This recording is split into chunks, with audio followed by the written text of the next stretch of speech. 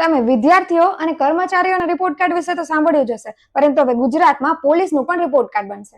જી હા, ભૂપેન્દ્ર દાદાની સરકારમાં બધું જ શક્ય છે.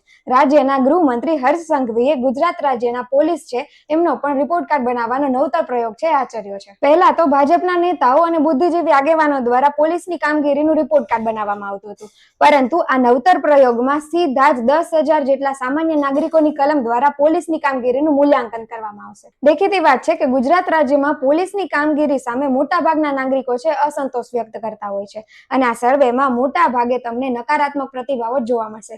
તેમ છતાં રાજ્યના ગૃહમંત્રી હર્ષ સંઘવી આવા અખતરા કરવાનું સાહસ ક્યાંથી લાવતા હશે? રાજ્યની મોટા ભાગની પોલીસ આટલી કારની મોંઘવારીમાં ઓછા પગારમાં ઘર કેવી રીતે ચલાવવું તેવું બહાનું કરી અને હપ્તાખોરીને ન્યાયસંગત રીતે રજૂ કરી અને પોતાનો પાંગડો બચાવ કરતા જોવા મળે છે.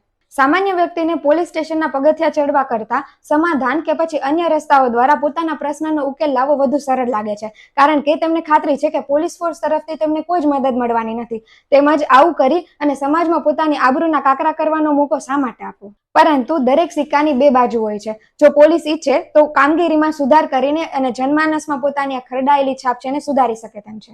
રાજ્યના ગૃહમંત્રી દ્વારા કરવામાં આવેલો આ નવતર પ્રયોગ છે સફળ થશે કે પછી અખતરાની કતારમાં આવી અને સરકારના પૈસા અને સમયની બરબાદી કરવાનો એક કિમ્યો તરીકે સાબિત થશે, એ તો આવનારો સમય જ જણાવશે.